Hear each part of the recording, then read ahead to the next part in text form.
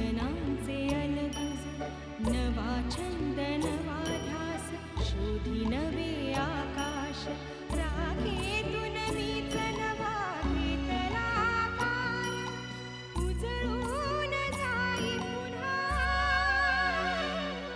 अवघाची हा संसार अवघाची हा संसार सोड हात सोड तिचा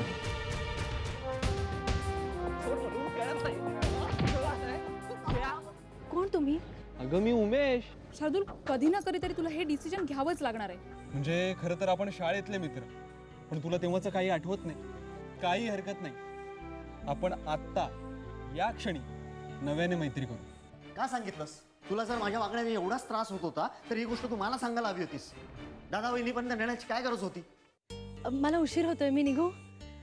अंतरा, गैरसमज करून घेऊ नकोस, पण खरंच मी तुला सोडलं तर चालेल का? नाही नाही, काहीच हरकत नाहीये.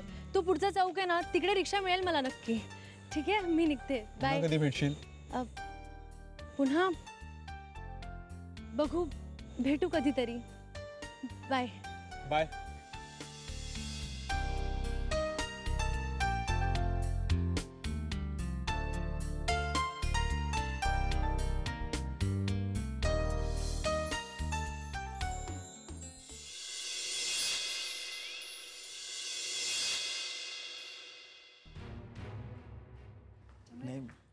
काय रे, तुम्ही केव्हा आलात? म्हणजे एवढं लवकर का आलात परत?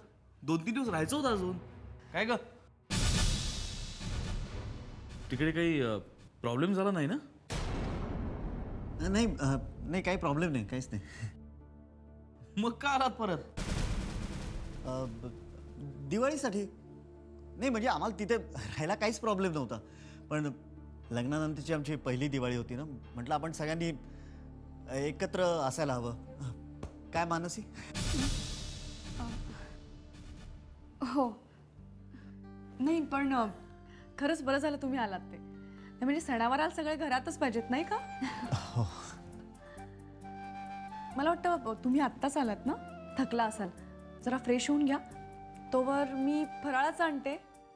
हो दादा, आलोच.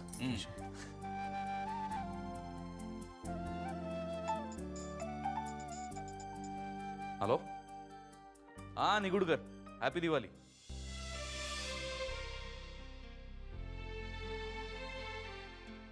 हे काय, कुठे निघालात तुम्ही? ऑफिसला. आज लगेच ऑफिसला जायलाच हवं का? मानसी, तुला ठाऊक आहे ना, दादाचं केवढं मोठं प्रोजेक्ट चालू आहे. आधीच लग्न आणि हनीमूनमुळे मी ऑफिसला जाऊ शकलो नाही. आज काही करून मला जायलाच हवं. तसंही हनीमूनला जाण्याचा उपयोग काहीच झाला नाही. त्यापेक्षा घरीच बसलो असतो तर बरं झालं असतं. मानसी, मी तुझी आधीच माफी मागितली या सगळ्या गोष्टींबद्दल. प्लीज आता या गोष्टीचा इश्यू करू नकोस.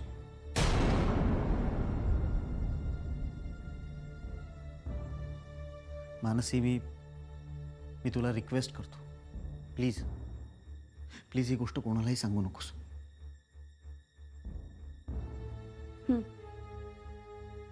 ठीक आहे. थँक्स.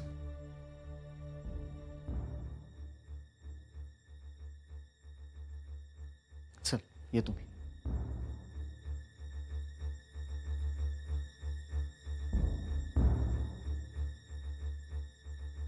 वाटलं होतं लग्न करून मोठ्या घरात आले तर आयुष्यात कसलेच प्रॉब्लेम्स राहणार नाहीत.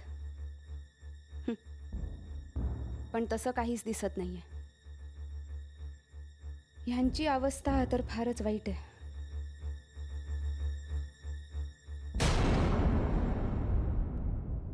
सर, आत्ताच नागपूरच्या ऑफिसमधून फोन आला होता. ॲप्लिकेशन पाठवलेल्या लोकांपैकी काही जणांनी बुकिंगसाठी चेक्स पाठवले. 25,000चे जवळजवळ 10 ते 15 चेक्स आले आणि कदाचित उद्या परवापर्यंत आणखी लोकही पैसे भरतील. Good, very good. उद्यापुरी आपल्या प्रोजेक्टला लोकांचा चांगला रिस्पॉन्स मिळतो आहे, पण त्यामुळे आता आपल्यावर अशी जबाबदारी आहे की आपल्याकडून कुठलीही चूक होता कामा नये. प्रोजेक्ट दिलेल्या वेळेवरच पूर्ण व्हायला हवं. Yes sir. मी आज स्वतः साईटवर जाऊन अंदाज घेणार आहे कामाचा. आणि तुम्ही सगळे चेक्स बँकेत भरून टाका. आणि उद्या परवामध्ये सप्लायरशी वर्कर्सची एक मीटिंग बोलवा. सर उद्या परवा तर दिवाळी आहे ना. अरे हो, मी विसरलोच होतो. एनिवे, दिवाळीनंतर एक मीटिंग बोलवा. आणि आपल्यातर्फे सगळ्या वर्कर्सना बोनस वाटून टाका. बोनस? उदापुरी जेव्हा आपल्याकडे पैसा नव्हता तेव्हा कमी पैशात काम करून आपल्याला सगळ्यांनी मदत केली आहे. उपकार केलेत माझ्यावर. आणि मी कधीही कोणाचे उपकार ठेवत नसतो, कळलं? Yes sir.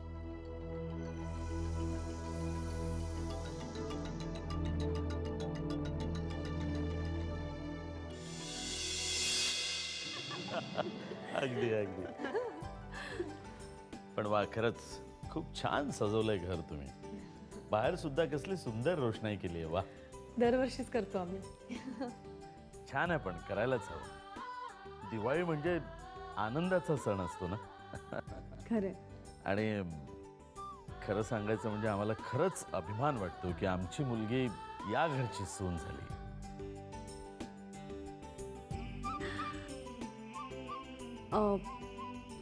तुम्ही काहीच घेतलं नाही. फराळाचं घ्या ना. हां, अहो खरं तर आम्हीच तुम्हाला फराळाचं आमंत्रण द्यायला आलोय. या दिवाळी तुम्ही नक्की यायचंय आमच्याकडे, नाही का?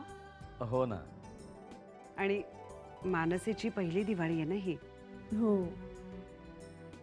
मग लग्नानंतरची पहिली दिवाळी म्हणजे माहेरीच व्हायला हवी. म्हणून मी असं म्हटलं की दिवाळ सणासाठी तुम्ही जर परवानगी देत असाल तर तिला घेऊन जाऊ आम्ही. हो हो, प्रश्नच नाही. म्हणजे तशी रीतच असते ना, तुम्ही घेऊन जा तिला. खरं म्हणजे आदित्यराव पण हवे होते आज.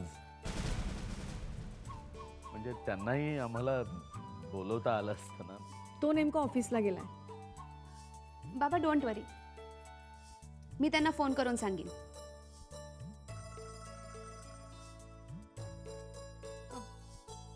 मी आलेच तयारी करून.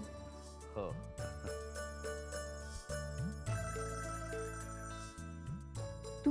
तुम्ही घ्या ना, थोडं तरी घ्या. हो. हा, किती प्रकार केले तो. झालेत का मारे? मस्त झालं. खूपच छान. वा, तुम्ही पण घ्या ना.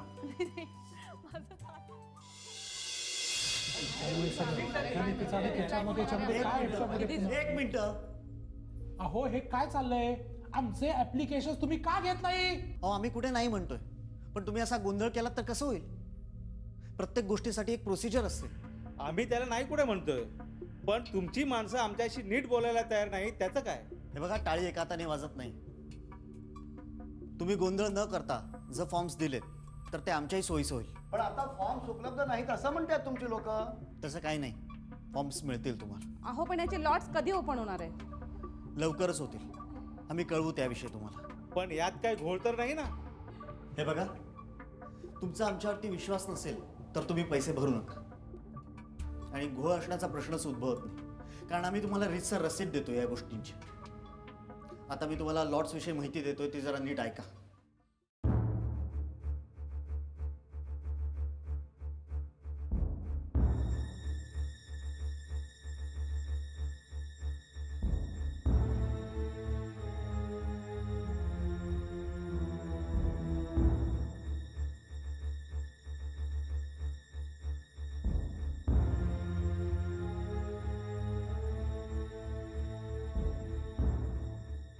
आता तुम्ही येऊ शकता. ओके.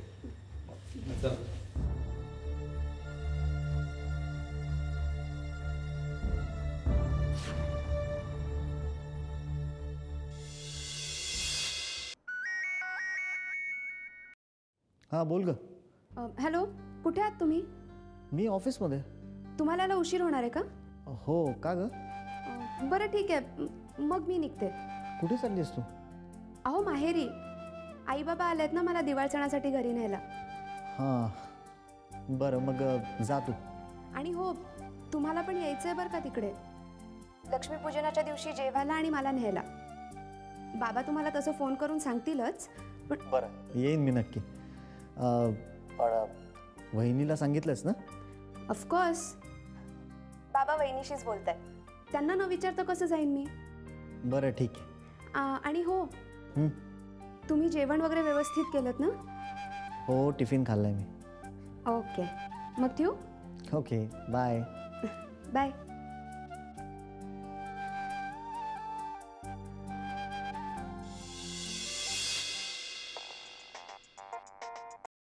हॅलो नेहा, अगं मी बोलतेय. हां बोल आई. कशी आहेस? मी मजेत आहे. अगं आदित्यरावांच्या लग्नानंतर आपल्याला निवांत बोलायला वेळच नाही झाला ना. हो, म्हणून फोन केला होता. छान झालं नाही आदित्यचं लग्न? हो, अगदी भोसले घराण्याला शोभेल असंच झालं.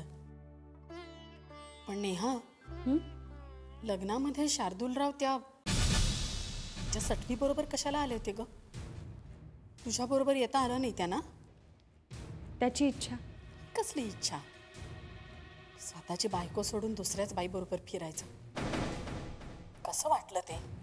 सगळे लोक चर्चा करत होते त्यांच्याबद्दल. हे बघ आई, तू मला लोकांचं काही सांगू नकोस. त्यांना विषय हवा असतो चर्चा करायला. मी नाही फारसं मनावर घेत ते सगळं. अगं पण तू घ्यायला पाहिजेस मनावर, नाहीतर ती प्रियांका तुझ्या संसाराची वाट लावेल ग. तू काही बोलत का नाही शार्दूलरावांना? हे बघ आई, तुला सगळी परिस्थिती ठाऊक आहे. डॉक्टरांनी सांगितलंय शार्दूलच्या कलाकलांनी घ्या म्हणून. हो, तू त्यांच्या कलाकलांनी घेत बस. तोपर्यंत ती कलावती तुझ्या घर संसाराचं कल्याण करते की नाही बघ, मग कळेल तुला. आई मला सांग, मी काय करू शकते आता?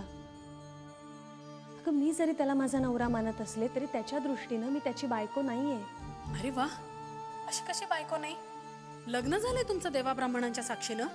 हो, पण हे सगळं त्याला आठवायला हवं ना. आणि आई, त्याला सगळं आठवत नाही तोपर्यंत आपण काहीही करू शकत नाही. अगं पण पण हे त्यांना कधीच आठवलं नाही तर? नाही, असं नाही होणार आई. आई अगं, आत्ता काही दिवसांपूर्वी त्याला बाबांचे अंतिम संस्कार दिसले स्वप्नात. ही घटना सुद्धा त्याचा स्मृतिभ्रंश झाला तेव्हाच्याच काळातली. आणि डॉक्टरांचं असं म्हणणं आहे की त्या काळातलं त्याला हे आठवलंय म्हणजे हळूहळू त्याला सगळंच आठवेल. आणि मी खरंच देवापाशी हीच प्रार्थना करते की शार्दूलला लवकरात लवकर सगळं आठवावं. कारण सध्या तरी प्रार्थना करण्याखेरीज माझ्या हातात दुसरं काहीच नाही. अगं पण नेहा, हे बघ आई, मी स्वतःला शार्दूलवर लादणं म्हणजे त्याच्यावर अन्याय करण्यासारखं होईल. आई, जोपर्यंत तो स्वतःहून माझ्यावर प्रेम करत नाही तोपर्यंत आमचा संसार सुखाचा कसा होणार सांग ना. नवरा बायकोंचं प्रेम आणि त्यांचा विश्वास यावरच तर त्यांचा संसार टिकून असतो ना. नेहा, कधी कधी ना मला तुझं खूप कौतुक करावं असं वाटतं का? एवढा समजूतदारपणा कुठून आला तुझ्यात बाळा? खोडाने मुळाला प्रश्न विचारायचा नसतो. मी तुझाच तर अंश आहे आई. तुझ्याकडूनच तर शिकले आहे सगळं. मला माहिती आहे किती प्रतिकूल परिस्थितीत तू स्वतःचा संसार सांभाळलास. आयुष्यभर सगळा त्रास सहन केलास, पण तरीही आयुष्य मात्र हसत जगलीस. कधीही कुणाला तुझ्या दुःखाची जाणीवही होऊ दिली नाहीस. हे सगळं मी तुझ्याच तर कडून शिकले आई. इतरांसाठी तू स्वतःला बदललंस. मग ही समजूतदारी नाही आई? आई, कौतुक तर मी तुझं करायला हवं. खरं तर तुझ्याचमुळे मला ही प्रेरणा आणि शक्ती मिळाली. तू काळजी करू नकोस. मी रोज देवाकडे तुझ्यासाठी साकडं मागते बघ. माझी खात्री आहे सगळं ठीक होणार आहे. आई, मला हेच हवंय तुझ्याकडून. स्वतःची काळजी घे. मी उद्या तुला भेटायला येते. हा, हो. ठेवू फोन? आणि हो, आता तूही फार विचार करू नकोस या सगळ्या गोष्टींवर. ठेवते. बाय.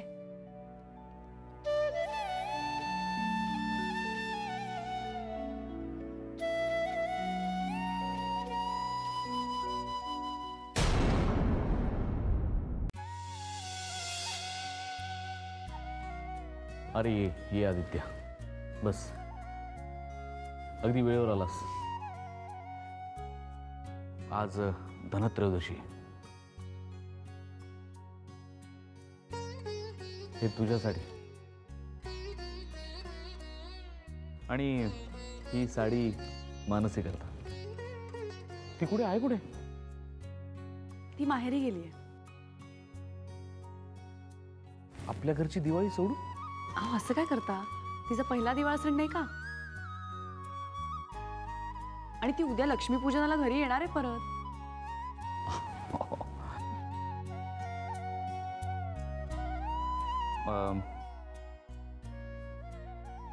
ही साडी सुशीलाबाईंना दे.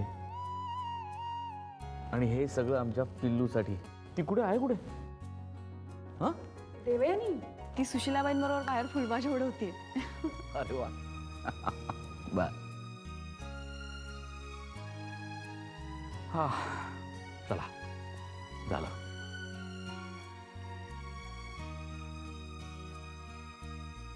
माझ्यासाठी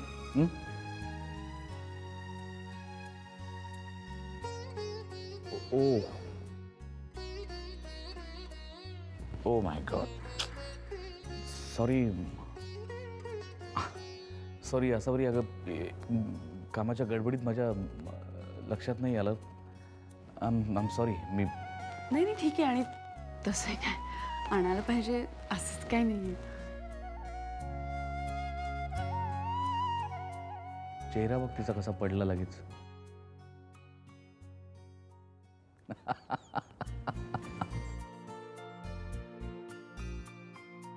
काय आहे असावरी? तुला विसरीन का मी कधी? 7 जन्मांचं बुकिंग केलंस तू माझ्याकरता, वटसावित्रीची पूजा करून.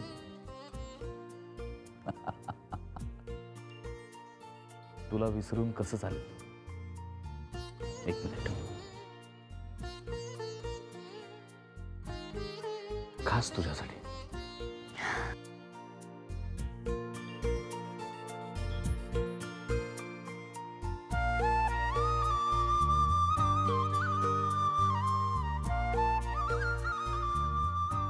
एवढा महागडा? असावरी प्रेमाची किंमत होत नसते. आणि तुझ्यापेक्षा मोठं आणि महाग मला जगात दुसरं काही नाही.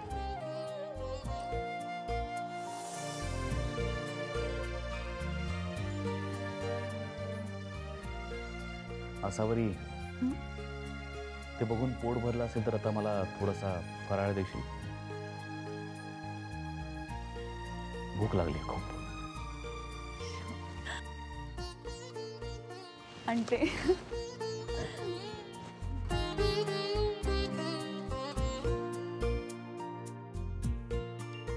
खुश? अरे पण तू इतक्या लवकर का परत आलास? ते तिथून निघून गेल्यानंतर मी एकटा तिकडे काय करणार होतो? पण ते तिथे 4-5 दिवस राहणार होते ना. एवढा लवकर कसे काय परतले? मला नाही माहित. तर आदित्यला तुझा काही संशय आला नाही ना? डोंट वरी ताई. किती नाही म्हटलं तरी मी तुझा भाऊ आहे. इतक्या सहजासहजी मी कोणाच्या तावडीत नाही सापडलो. आपलं काम झालं?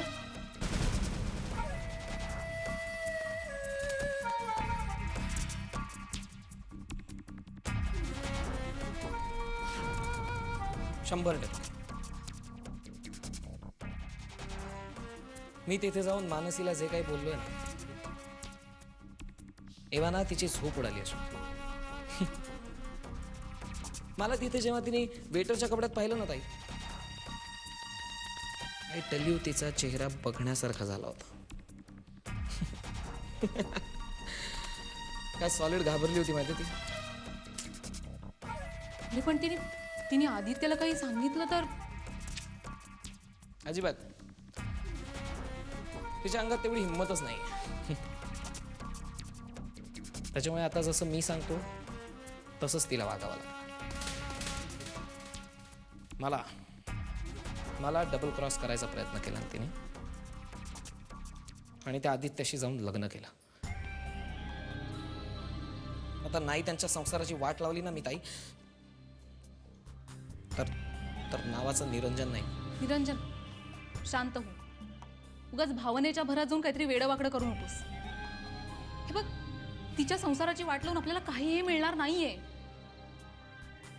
उलट तिचा संसार चांगला चालायला हवा. आणि मग आपण त्याच्यावर आपली पोळी शिकायची. आणि आता इथून पुढे मी सांगते तसं ऐकायचं. नीट लक्ष देऊन ऐक.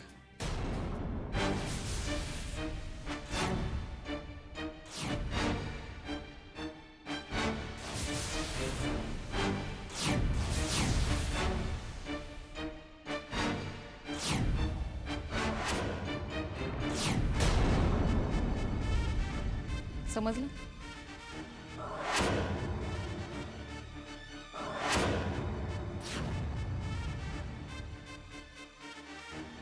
डू नॉट वरी ताई. आता जसं तू सांगितलंस तसंच होणार.